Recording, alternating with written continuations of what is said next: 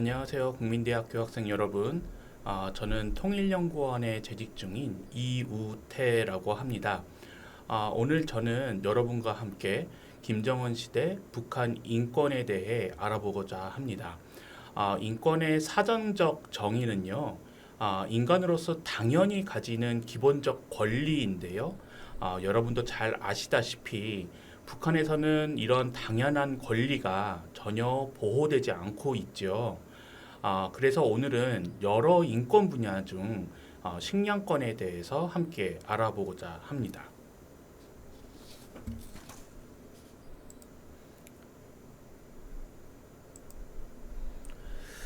여러분은 최근 뉴스 미디어를 통해서 이러한 뉴스를 조금 접해 보신 분들도 계실 텐데요.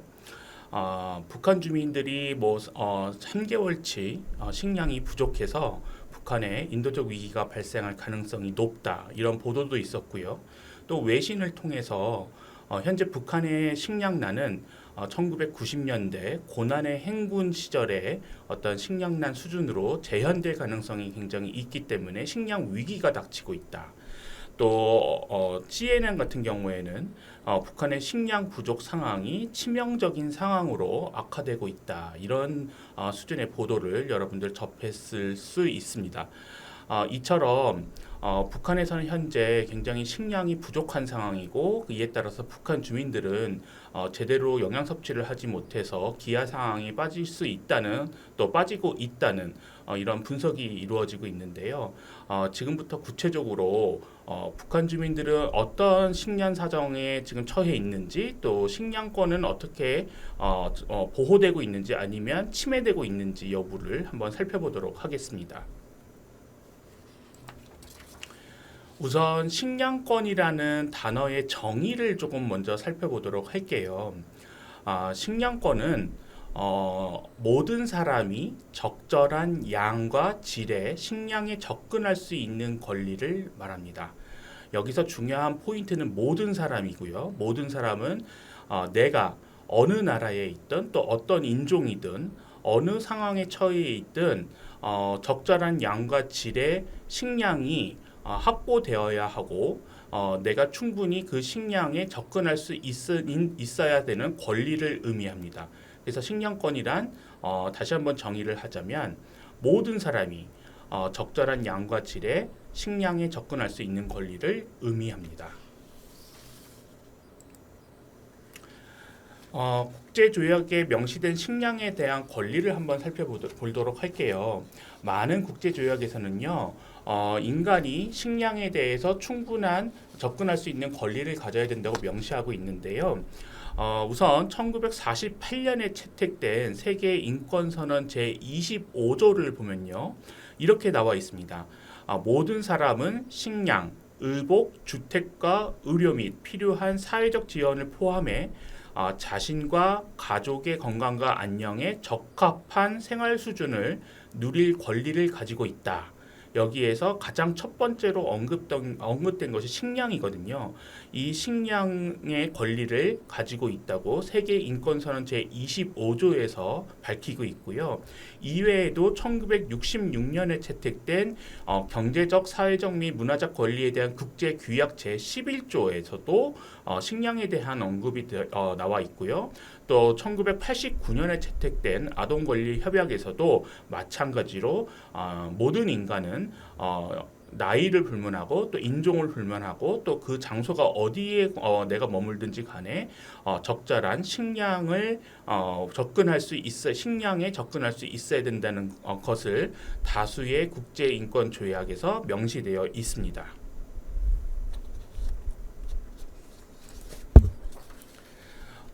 그렇다면 국제조약에서 밝히고 있는 식량에 대한 국가의 책임에 대해서 좀 살펴보도록 할게요. 크게 인권은요, 크게 사회권, 자유권과 사회권으로 구분을 지어서 우리가 논의하고 있거든요.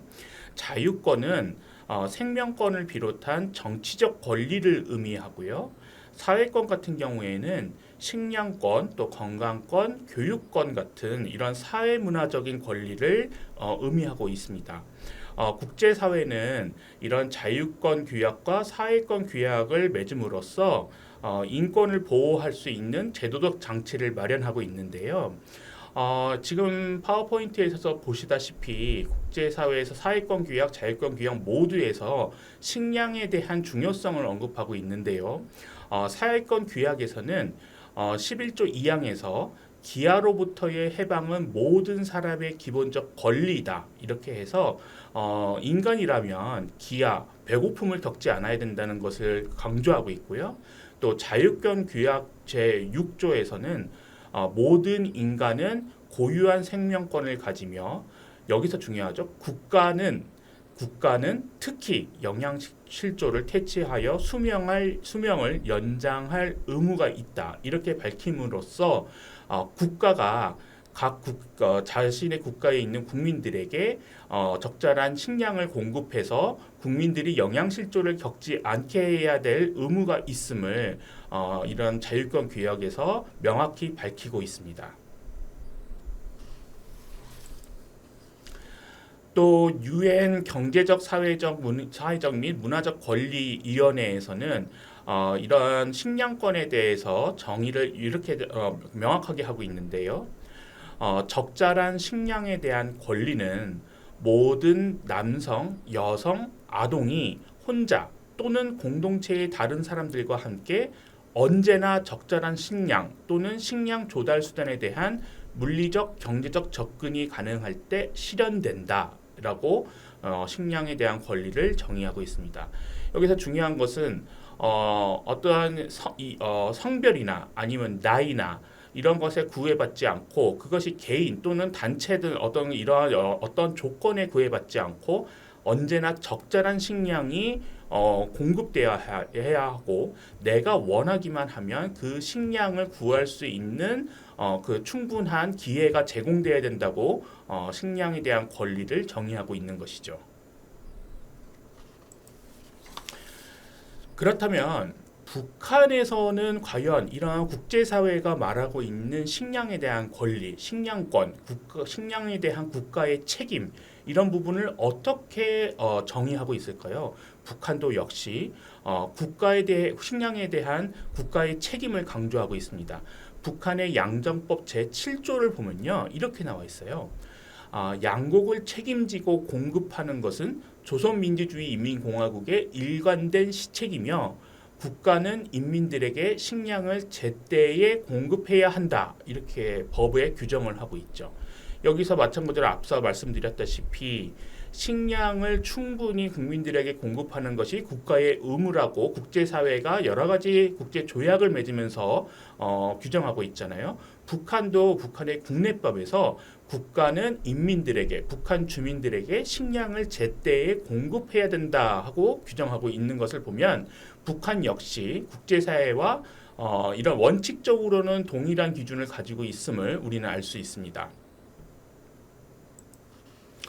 자, 그렇다면 북한 역시 국제사회가 말하는 식량에 대한 권리를 북한 주민들을 위해 보호해야 한다 이렇게 밝히고 있는데 실제 북한 주민의 식량 사정은 어떤지 한번 지금서부터 본격적으로 알아보도록 하겠습니다. 여러분 글로벌 헝거 인덱스라는 어떤 지수가 있는데요. 한글로 말하면 세계 기아 지수인데 이 세계 기아 지수는 국제 인도주의 단체인 컨선 월드와이드와 세계 기아 원조가 매년 공동으로 발표하는 세계의 기아 지수입니다. 이 세계 기아 지수 글로벌 헝거 인덱스 2022년 판을 보면요. 북한의 기아 지수는 24.9점으로 심각 단계에 위치해 있고요. 이 점수는 조사 대상국이 121개국이었거든요. 이 121개국 중 97위를 기록하는 수치로서 북한의 기아 상태는 굉장히 열악한 것으로, 굉장히 심각한 것으로 글로벌 헝거 인덱스에서는 지적하고 있습니다. 또 유엔 식량 농업기구 FAO라고 하죠. 유엔 식량 농업기구와 또 국제 농업개발기금, 또 유니세프, 또 유엔 세계 식량 계획이 또 매년 공동으로 발간하고 있는 이 보고서인 세계 식량 안보 및 영양 현황이라는 보고서를 보면요. 북한의 현재 식량 사정이 얼마나 열악한지 또 얼마나 심각해지고 있는지를 우리가 짐작할 수 있는데요.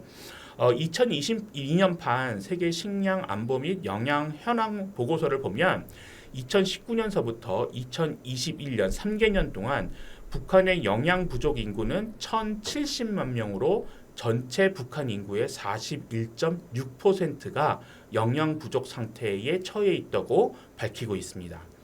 자, 전 인구의 한 절반 정도의 가량의 인구가 항상 충분히 먹지 못하고 식량을 충분히 내가 접근하지도 못하고 구하지도 못하고 하는 상태에서 항상 굶주림에 시달리다 보니 이런 영양 부족 인구가 41%를 넘는다는 것은 굉장히 심각한 단계인데요.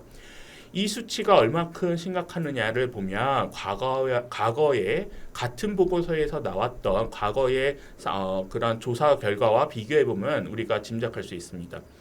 2004년서부터 2006년 사이에 북한의 영양 부족 인구는 810만 명이라고 동보고서에서 지적했었고요. 이 퍼센테이지는 전체 인구의 33.8%가 2004년부터 2006년, 2000년대 초반 북한의 영양 부족 인구 퍼센테이지라고 밝히고 있었는데 이때 2000년대 초반이 어떤 상황이었냐면요. 여러분 앞서 우리가 해외 언론에서 북한의 고난의 행군 시절과 지금의 시절이 거의 유사할 수 있다는 이러한 보도가 나왔다고 했잖아요. 고난의 행군 시절이라는 것은 1990년대 중반서부터 후반까지 북한이 대기근을 겪었고요. 이 당시에 북한 주민의 한 100만 명 이상이 굶어 죽었다는 어떤 이런 분석이 있습니다. 이때 당시 굉장히 북한이 식량난이 심각했던 시절이었고 워낙에 많은 북한 주민이 굶어 죽은 아사자가 발생했기 때문에 국제사회가 굉장히 우려를 표명했고 또 국제사회가 적극적으로 지원을 하기도 했었는데요. 2000년대 초반은 이 고난의 행군 시절이 바로 지나간 아주 고난의 행군을 바로 겪었던 이후의 시절이기 때문에 그만큼 북한 주민들은 식량을 넉넉하게 구하지도 못했었고 항상 영양 부족 상태에 빠져 있을 수밖에 없는 시절이었습니다. 그런데 지금 2019년부터 2021년에 북한의 영양 부족 인구 숫자가 2000년대 초반 고난의 행군을 막 겪었던 2000년대 초반의 인구보다도 많고 퍼센테이지도 훨씬 많아졌다는 점을 보면 최근에 북한의 식량난 상황이 굉장히 우려할 만한 상황이라는 것을 국제사회, 국제기구들의 보고서를 통해서 우리는 알 수 있습니다.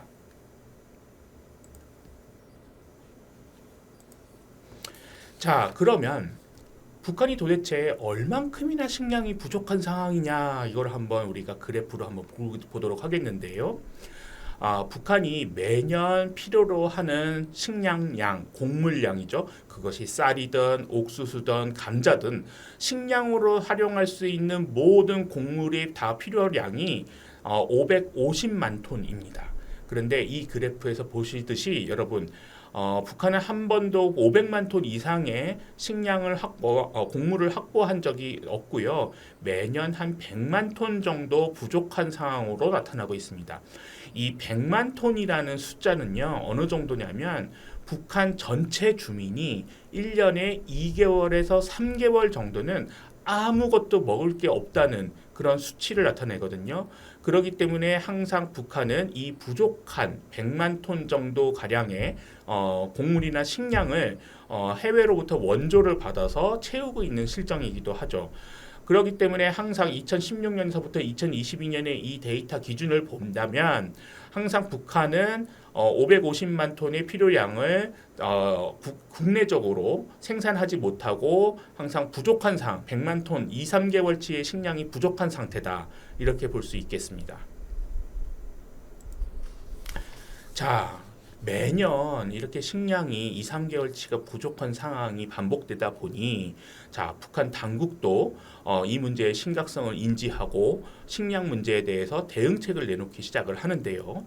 하나의 그 대표적인 예로서 2022년 12월에 열린 북한의 조선노동당 중앙위원회 제8기 제4차 전원회의의 결과를 보면 이 회의에서 북한 당국은 새로운 사회주의 농촌 건설 강령이라는 어떠한 정책적 기준을 채택을 합니다. 이 새로운 사회주의 농촌 건설 강령의 주요 내용은요, 이런 것들이 있었는데요. 부유한 농촌 만들기, 또 농업 생산력의 비약적인 발전, 또 농촌 생활 환경의 근본적 개선을 새로운 사회주의 농촌 건설 강령에서 제시하고 있는데 여기서 핵심은 이겁니다. 김정은 위원장이 이런 발언을 했어요. 나라의 알곡 생산 구조를 바꾸고 벼와 밀농사를 강하게 추진하여 인민의 식생활 문화를 흰 쌀밥과 밀가루 음식 위주로 바꿔야 한다. 이렇게 주장을 했거든요. 여러분, 우리나라에서 우리가 일반적으로 우리의 주식이 뭡니까 물어봤을 때는 대부분 쌀을 주식으로 얘기하잖아요. 북한도 우리가 기본적으로 쌀이 주식일 거다 이렇게 생각하는 분이 많지만 북한 일반 주민들의 주식은 보통 쌀이 아닌 옥수수, 강냉이와 그다음에 감자 이렇게 되어 있습니다. 그래서 북한에서는 예전에 김정은의 할아버지죠, 김일성이죠. 김일성 같은 경우에는 자신의 소원은 모든 북한 주민이 흰 쌀밥을 먹게 하는 거에 자기의 꿈이 있다 이렇게 밝힐 정도로 북한에서는 쌀이 그렇게 풍족하게 나지 않고 있는 상황인데요. 김정은 같은 경우에는 이렇게 옥수수, 또 감자 이런 것이 풍족하게 생산이 되지 못하자 벼와 밀농사를 지어서 북한 주민들을 충분하게 먹게 해라 이런 지시를 내렸는데 과연 이 지시가 실질적으로 실효성이 있는 지시인지 한번 살펴보도록 하겠습니다. 자, 남북한의 벼 재배 면적을 우리가 살펴보면요. 일단 우선 북한이 어떤 곡물 생산에 적합한 자연 환경을 가지고 있는지서부터 먼저 살펴봐야 되는데요. 북한의 경우 전체 국토의 한 17%만이 경작이 가능하고요. 이 중에 쌀을 재배가 가능한 논의 비율은 30% 정도밖에 되질 않습니다. 이렇기 때문에 논의 비율이 상당히 적다고 볼 수 있죠. 그래서 전체 쌀 재배 면적을 남한과 북한을 비교했을 때는요. 북한이 남한의 74.3% 정도밖에 벼 재배 면적이 있지를 않아요. 이렇기 때문에 이것은 무엇을 의미하느냐? 북한에서는 일단 쌀 농사가 남한만큼 풍족하게 이루어지기 어려운 자연 환경을 가지고 있다. 이렇기 때문에 김정은 위원장이 아무리 쌀 생산을 높이라고 한다 하더라도 기본적인 자연 환경 자체가 북한한테 불리한 조건을 가지고 있다고 보여지는 것이죠. 자, 그 다음은 우리 밀농사를 한번 살펴보도록 할까요? 여러분, 김정은 위원장이 왜 밀농사를 강조했을까요? 여러분, 밀농사의 특징은요, 1년에 이모작이 가능하다는 겁니다. 이모작이라는 거 여러분 잘 아시죠? 봄과 가을에 파종을 해서 각각 여름과 겨울에 밀을 생산해낼 수 있는 그런 이모작이 가능하다는 특징이 있는데요. 자, 우리가 다른 거 다 둘째치고 지금 밀농사가 북한에서 아주 잘 이루어졌다는 가정하에 한번 지금 제가 사진을 보고 말씀을 드릴게요. 맨 왼쪽 상단에 있는 사진은요, 북한의 선전 포스터인데요. 여기에 뭐 쌀도 풍족하게 하고 밀 생산도 독려해서 많이 지읍시다 이러한 선전 포스터고요. 오른쪽 상단에 있는 이 농사 사진은 북한에서 지금 현재 이루어지고 있는 밀농사의 사진입니다. 자, 그런데 이 밀을 재배가 잘 됐다고 하더라도 이 밀을 우리가 음식으로 식량으로 만들기 위해서는 어떤 게 필요하냐면 밀을 재가공을 해야 된다는 것이죠. 가공 처리가 필요하거든요. 뭐 밀가루를 만들던 국수를 만들던 이렇게 밀을 가지고 어떤 가공 처리를 해서 식량화할 수 있는 작업이 필요한데요. 왼쪽 아래에 있는 하단에 있는 사진들이 북한에서 지금 밀로 만들어 가지고 생산해내고 있는 뭐 여러 가지 국수라든가 과자 뭐 이런 빵 이런 것들인데 자 이런 밀을 가지고 식량을 만들려면 가장 제일 중요한 것이 뭐냐면 밀 가공 공장이 필요하다는 것이죠. 이게 오른쪽 하단에 있는 것이 북한에 있는 밀 가공 공장의 모습인데요. 자, 이런 밀가루가 충분히 생산됐다고 가정합시다. 그러면 밀 가공 공장에 보내서 그거를 밀가루를 만들든 아니면 빵으로 만들든 어떤 여러 국수로 만들든 밀 가공 공장이 충분하게 전국에 모두 설치되어 있어야 되는데 북한의 현황은 어떤가요? 전혀 그렇지가 않죠. 대도시 평양을 중심으로 하는 대도시에만 이런 밀 가공 공장이 몇 개 있을 뿐 전국 단위를 다 수용할 수 있을 만큼의 공장이 북한에 존재하지 않고 있다는 것이 이 밀농사의 하나의 허점이라고 볼 수가 있겠죠.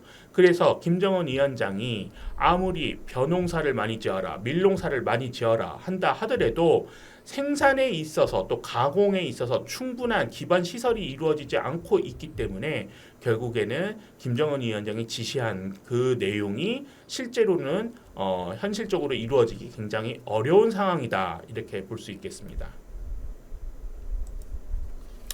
자, 그러면 지금까지는 북한이 지금 겪고 있는 식량 사정의 상황을, 식량난의 상황을 우리가 한번 알아봤는데요. 자, 지금부터는 본격적으로 그러면 북한이 왜 이렇게 식량난을 겪고 있는지 식량난의 원인에 대해서 한번 살펴보도록 하겠습니다. 북한의 제일 첫 번째 식량난을 겪고 있는 원인으로서 저는 핵 개발에 막대한 국가 재원을 북한 당국이 사용하고 있기 때문이다 이렇게 보고 있습니다. 현재까지 북한이 핵 개발에 쓴 비용을 추산해 보면요, 총 11억에서 한 16억 달러 정도 사용했다고 보여지는데요. 이 수치는 쌀을 북한이 쌀을 해외에서 구입했을 경우에 1년 6개월에서 2년치의 쌀을 구입할 수 있는 양이고요. 옥수수의 경우에 3년에서 4년 정도를 먹을 수 있는 양을 구입할 수 있는 액수입니다. 참 많은 이러한 핵개발 비용이 만약에 식량 구입으로 전환됐다면 북한 주민들이 그나마 지금보다 현저하게 덜 식량난을 겪을 수 있었겠죠. 이 수치 말고 작년 한 해 동안 북한이 발사했던 미사일의 개수는 여러분 얼마를 발사했는지 아실까요? 2022년 한 해 동안 총 71발의 미사일을 발사했거든요. 근데 한국의 국방연구원에서 추산한 것인데 북한이 ICBM 장거리 탄도미사일 한 발을 발사할 때마다 3천만 달러가 들고요. IRBM 중거리 탄도미사일 한 발당 1,500만 달러, 또 SRBM 단거리 탄도미사일을 발사할 때마다 500만 달러가 사용된다고 합니다. 그래서 총 이 ICBM, IRBM, SRBM 모두 합쳐서 71발의 미사일을 발사했는데 2022년 한 해 동안 이 2022년 한 해 동안 발사한 미사일의 비용을 추산해 보니 한 5억 3천만 달러 정도를 사용했다고 추산이 되고 이 비용이 한 6,890억 원 정도인데요. 자, 여기서 그래 이 추산된 비용은 어떠한 한 국가가 정상적으로 모든 인건비까지 다 계산한 비용이고 북한에서는 인건비 지급이 제대로 되지를 않을 테니 이 인건비, 저렴한 인건비 아니면 아주 인건비가 나가지 않는 점 등을 고려했을 때 5억 3천만 달러가 아닌 뭐 한 2억 달러 정도다라고 추산한다고 하더라도 이 비용은 북한 전체 주민이 한 50일가량 먹을 수 있는 식량을 구입할 수 있는 비용이라는 것이죠. 자, 이렇게 많은 막대한 비용이 핵 개발에 전용되고 있다 보니 결국에는 어떠한 국제사회 비판이 있느냐? 자, 김정은 정권이 무리한 핵 개발을 하기 때문에 결국 북한 주민들의 민생은 외면하고 있는 것이다. 이러한 비판을 받고 있는데요. 이것은 이러한 비판을 북한 정권은 면할 수 없는 것이 현실이라고 보여집니다. 자, 북한 식량난의 두 번째 원인으로는요, 저는 코로나19 이후에 국경 봉쇄를 꼽고 싶습니다. 자, 내용을 좀 살펴보면 여러분 기억하시죠? 2020년 초부터 코로나19가 바이러스가 전 세계에 퍼졌잖아요. 이 2022년 코로나19 팬데믹 이후 북한이 취한 조치가 뭐냐면요. 국경을 봉쇄를 했어요. 국경을 봉쇄를 해서 외부 세계와 인적 물적 교류를 전면적으로 모두 차단시켰습니다. 사람이 들어가지도 나오지도 못하고 물건 또한 물건에 바이러스가 묻혀져서 들어온다는 이유로 어떠한 물건도 북한 외부에서 북한 내부로 들어오질 못하게 국경을 모두 봉쇄를 해버린 거죠. 자, 이런 상황에서 북한은 코로나19 방역을 이유로요. 북한에 주재하고 있던 국제기구 직원들을 모두 철수시켰습니다. 이렇게 국제기구 직원들이 모두 철수시키니까 결국에는 북한은 대외적 고립이 될 수밖에 없었고 이 대외적 고립을 북한 스스로 선택하게 된 거죠. 자, 이렇게 국제기구 직원들 모두 철수시키고 외부에서 들어오는 물자 전부 다 차단시키고 이렇게 되다 보니 결국 어떤 상황이 발생했느냐. 북한에 대한 국제사회의 인도적 지원이 결국 굉장히 끊기게 돼버리는 상황이 발생했죠. 그래서 여러분 지금 이 오른쪽 그래프를 보시면 각 해에 국제사회가 북한의 인도적 지원을 얼만큼 했느냐의 수치를 보여드리는 것인데요. 2022년 국제사회의 대북 지원 규모는요. 여러분 보세요. 233만 달러거든요. 근데 여기 2012년과 비교하면 엄청난 차이를 보이게 되죠. 2012년이 김정은이 집권한 첫 해거든요. 이때 김정은이 집권한 첫 해인데 이때와 비교해 보면 2012년에 1.9%밖에 되지 않는 그 국제사회의 인도적 지원이 북한에 들어갔다는 거예요. 그러니까 북한은 결국에는 대외적 고립을 스스로 선택을 했고 그에 따라서 국제사회가 아무리 지원을 해주려고 해도 자신들이 받지 않겠다고 전면 차단함으로써 이렇게 대북 인도적 지원이 줄어들었다는 결과를 낳게 되었죠. 또 2020년에 이렇게 전면 국경을 차단시켰고 2022년 5월에 드디어 북한에 코로나가 발생하게 됩니다. 그래서 코로나가 전국으로 확산됐죠. 이때 북한 당국이 어떠한 조치를 취했냐면요. 강력한 봉쇄 및 격폐 조치를 취했어요. 주민들이 이동도 하지 못하고 어떠한 움직임도 갖지 못하도록 강력한 봉쇄 및 격폐 조치를 취했는데 이런 주민들의 이동 제한 조치에 따라서 어떠한 현상이 발생했느냐. 딱 4월 5월경이 농업의 어떤 시작하는 시기인데 항상 모내기를 하고 그 모내기에 따라서 농업 그 식량 생산물을 굉장히 잘 키워내야 되는 그런 시기인데 이 시기에 주민들이 이동을 못하니까 이 농업 생산 현장에 노동력 투입이 어려워지게 된 거예요. 그렇게 되면서 농업 생산 활동이 크게 위축이 돼버리는 거죠.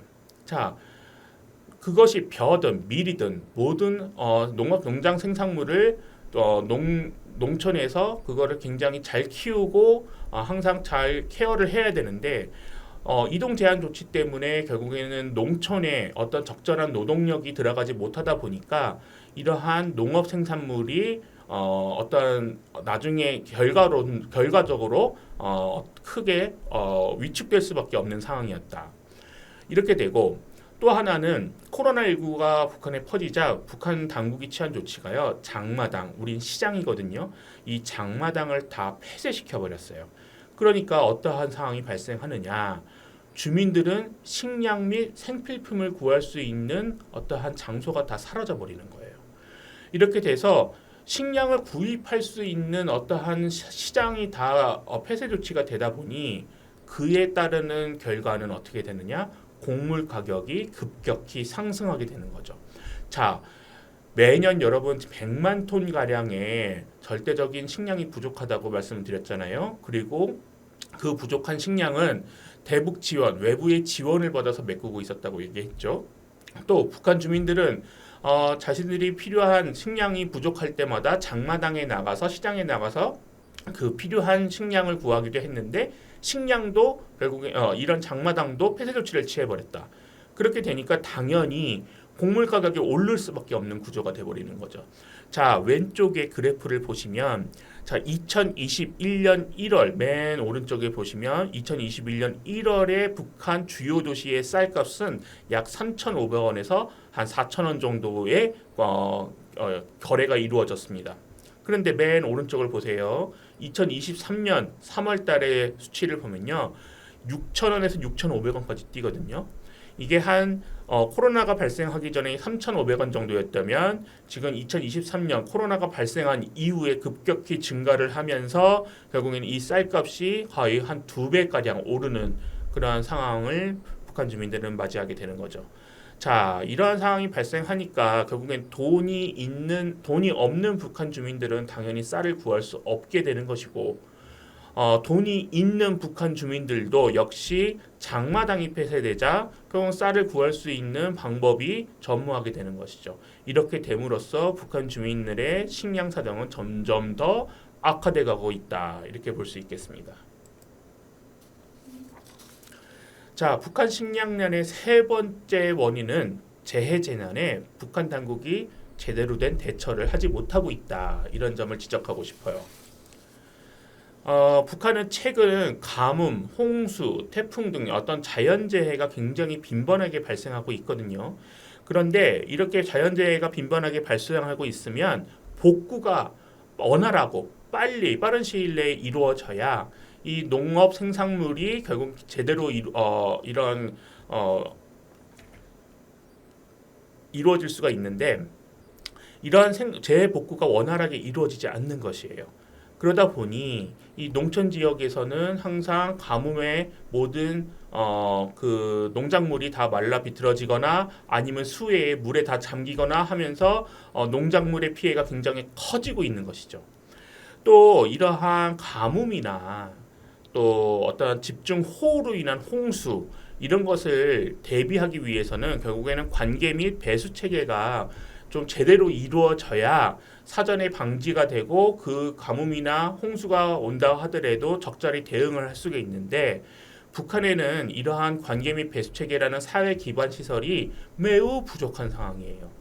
도시는 뭐 말할 것도 없고요. 농촌에는 이런 사회 기반 시설이 매우 부족하기 때문에 결국에는 북한에서는 이러한 가뭄이나 홍수가 발생할 때마다 그냥 당하고 있을 수밖에 없다. 이렇게 볼 수 있겠습니다. 그래서 2022년 작년의 경우에 북한은 50년 만에 찾아온 최악의 겨울 또 봄 가뭄으로 인해서 북한 밀과 보리 등 곡물 생산이 큰 타격을 입은 것으로 나타났습니다. 여러분 제가 앞에서 말씀드렸잖아요. 김정은 위원장이 밀 생산을 많이 해라 이렇게 지시를 내렸는데 이 밀 생산이 왜 안 됐냐 하면은 이 원인 중에 하나가 이것 때문에 그렇기도 했어요. 보통 봄에 밀을 파종을 하거든요. 그래서 봄에 밀이 새싹이 잘 자라나야 되는데 북한이 2022년 심각한 봄 가뭄이 있었던 거예요. 그러다 보니 아무리 씨앗을 뿌려도 밀이 자라나지가 않는 것이죠. 그렇다면 이 밀을 자라나게 하려면 적절한 배수 체계, 관계 시설이 이루어져서 물이 공급돼야 되는데 물이 공급이 안 되니까 밀 생산은 굉장히 줄어들 수밖에 없는 것이죠. 그래서 김정은 위원장의 지시가 제대로 이루어지지 못하는 것이다. 그리고 북한의 결국에는 이런 지시는 자신이 사회 기본 시설이 어떠한지를 고려치 않은 일방적인 지시라고 볼 수 있겠습니다. 자, 제가 북한의 가뭄 상황이 얼만큼 점점 심각해지고 있는지를 좀 보여드리고자 미국 위성에서 가지고 오는 한반도의 가뭄 지도를 좀 제가 가지고 왔는데요. 자, 2012년서부터 2019년까지 이러한 가뭄 상태를 보여주는 것인데 가뭄이 심각한 지역은 빨간 점으로 표시되고 있습니다. 자, 2012년에 가뭄이 시작이 돼서 조금 뭐 2014년, 15년에는 괜찮아지다가 다시 16년차부터 이 가뭄이 중국 쪽에서 시작이 돼서 점점 한반도 이남으로 내려오고 있죠. 자, 2019년을 보세요. 2019년은 이 빨간 점이 북한 전역을 덮고 있죠. 자, 2019년에 이런 가뭄이 굉장히 심각해지면서 북한에서 농작물의 피해가 굉장히 커졌었는데요. 자, 북한의 여러분 곡창지대는 어디에 위치하고 있을까요? 지금 이 한반도 서쪽에 북한 지역 서쪽에 북한의 곡창지대가 위치하고 있습니다. 자, 북한에서 지금 빨간 점이 많이 나오고 있는 것이 북한의 서쪽 지역이죠. 자, 이렇게 됨으로써 결국에는 북한의 곡창지대의 가뭄이 심각하다 보니 결국에는 농작물의 생산량이 충분하지 못하는 결과로 이어지고 있는 것이죠. 자, 이 사진은요, 북한에서 지금 현재 매년 겪고 있는 홍수 피해에 대한 사진이거든요. 자, 만약에 관계 시설이 제대로 되어 있다, 물이 빠지는 통로가 제대로 되어 있고 어떠한 저수지나 이런 모든 부분이 제대로 갖춰져 있었다 가정했으면 이 정도 상황까지는 발생하지 않았겠죠. 하지만 북한은 홍수가 발생할 때마다 이렇게 논이 모두 물에 잠기거나 하기 때문에 농작물의 피해가 막대하다 이렇게 볼 수 있겠습니다. 자, 지금까지는 북한의 어떠한 외부 환경, 뭐 코로나 바이러스라든지 아니면 자연재해라든지 이렇게 외부 환경으로 인해서 이 외부 환경에 대한 대처가 미흡했기 때문에 북한의 식량 사정은 계속 안 좋아지고 있다는 점을 말씀을 드렸고요. 지금서부터는 북한 내부의 식량 정책이 굉장히 허점이 많고 취약하기 때문에 이러한 것이 북한의 식량 사정을 좀 더 악화시키고 있다는 점을 보여드리도록 할게요. 자, 불평등한 배급제. 제가 북한의 식량난 원인 네 번째로 가지고 온 키워드인데요. 북한 헌법 제25조 3항에는 이렇게 나와 있습니다.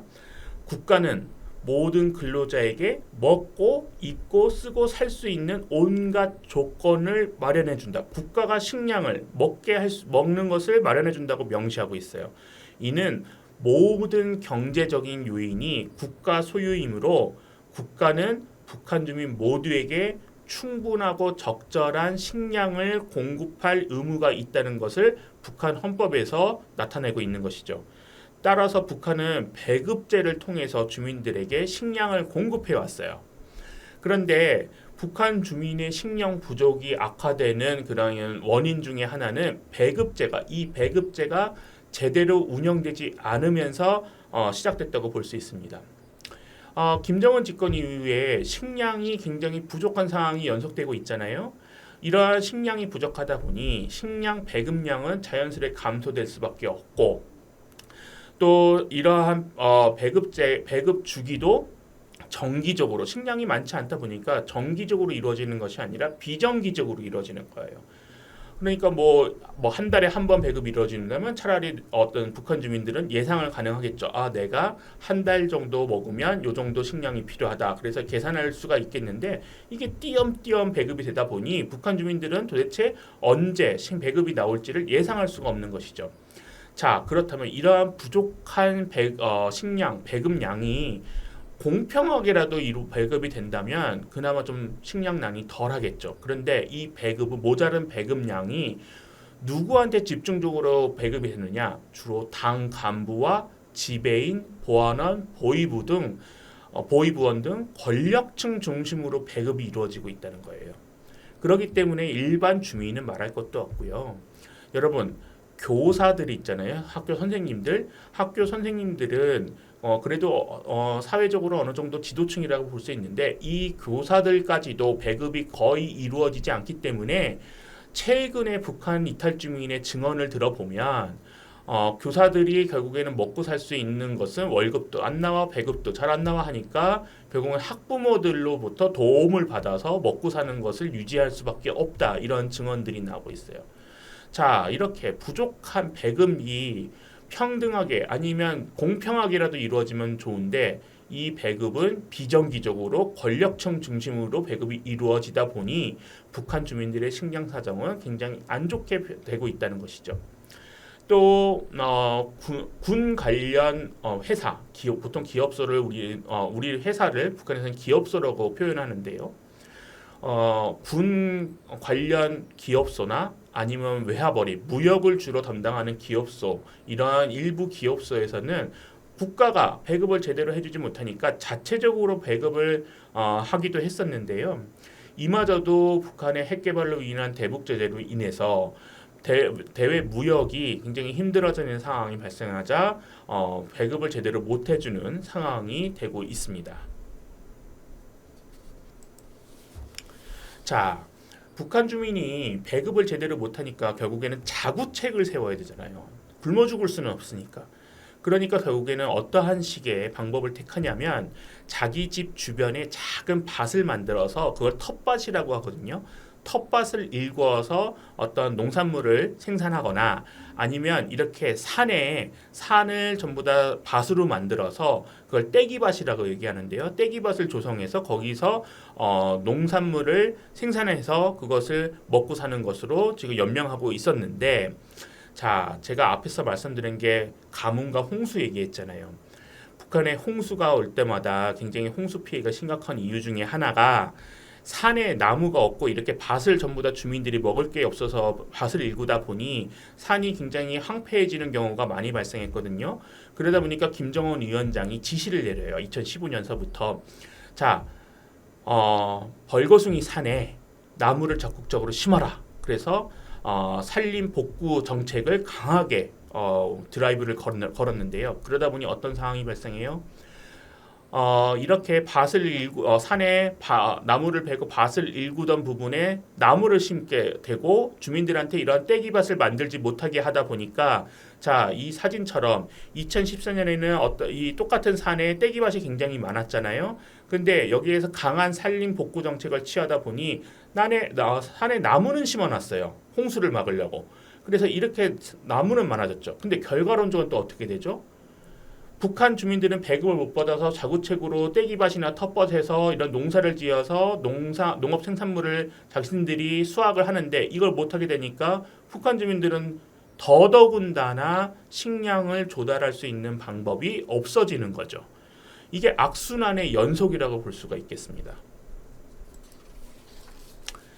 자, 북한 식량난의 저는 마지막 키워드로는 무리한 공출, 이 공출을 꼽았어요. 여러분, 공출이 뭐냐면요. 공출을 사전에 우리가 쳐보면 국민이 농업 생산물이나 기물 따위를 의무적으로 국가에 내어놓는 것을 공출이라고 해요.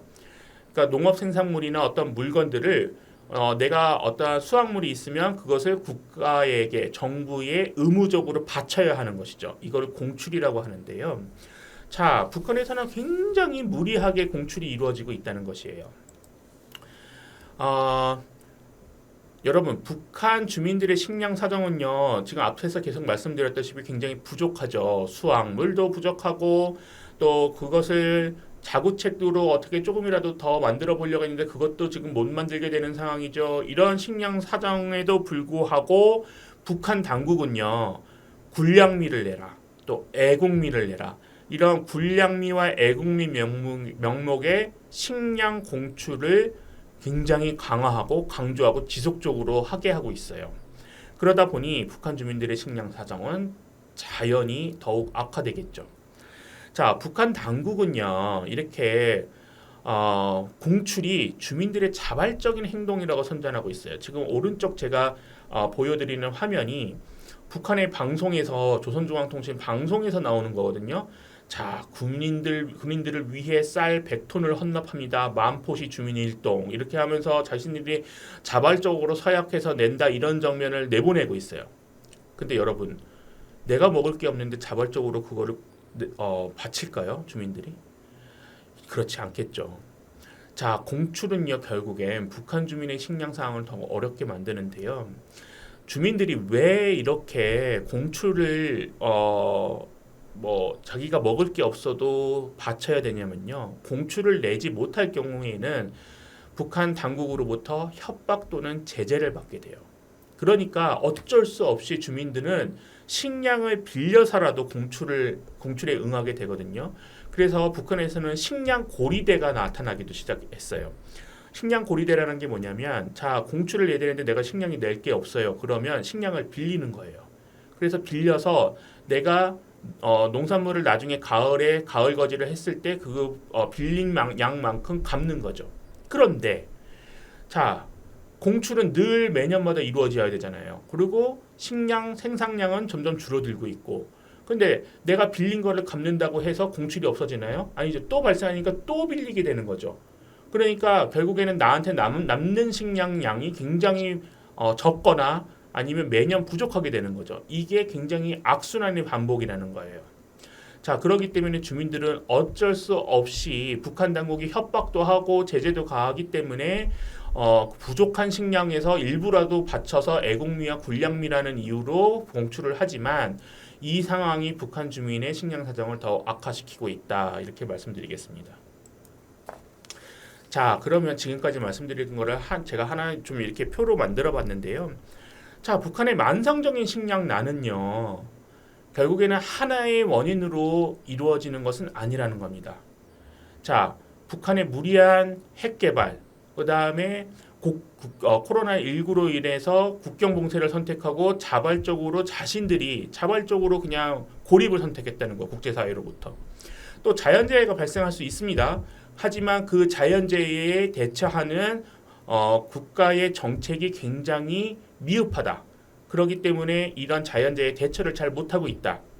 또 배급제가 원활하게 되었지 않고 불공평하게 평등하지 않게, 그 다음에 시기도 불확실하고, 이러한 배급제의 문제로 인해서 식량난이 악화되고 북한 주민들은 식량을 제대로 공급받지 못하고 있고, 또 자구책으로 텃밭이나 떼기밭을 만들었으나 이것도 또한 여의치 않게 되는 상황.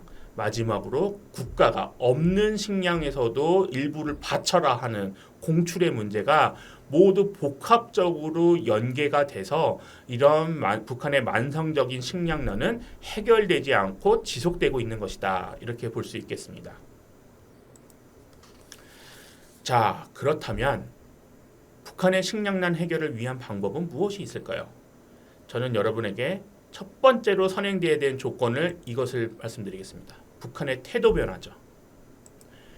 자, 북한의 식량난이 해결되기 위해서는 결국에는 모자라는 식량은 국제사회의 지원을 받아서 메꾸고, 또 농업 생산력이 굉장히 떨어지는 부분, 뭐 사회 기반 시설, 관계 시설이나 배수 시설이 제대로 안 돼 있고, 그 다음에 농업 생산력, 농사 기술에 대한 것이 굉장히 열악하기 때문에 농사 기술을 조금 현대화 시켜야 되고, 이러한 거를 해서 농업 생산력을 늘려야 되거든요. 근데 이 모두가 지금 북한 내부의 능력으로는 해결할 수 없는 것이니 국제사회의 지원을 당연히 받아들여야 되는 것이죠.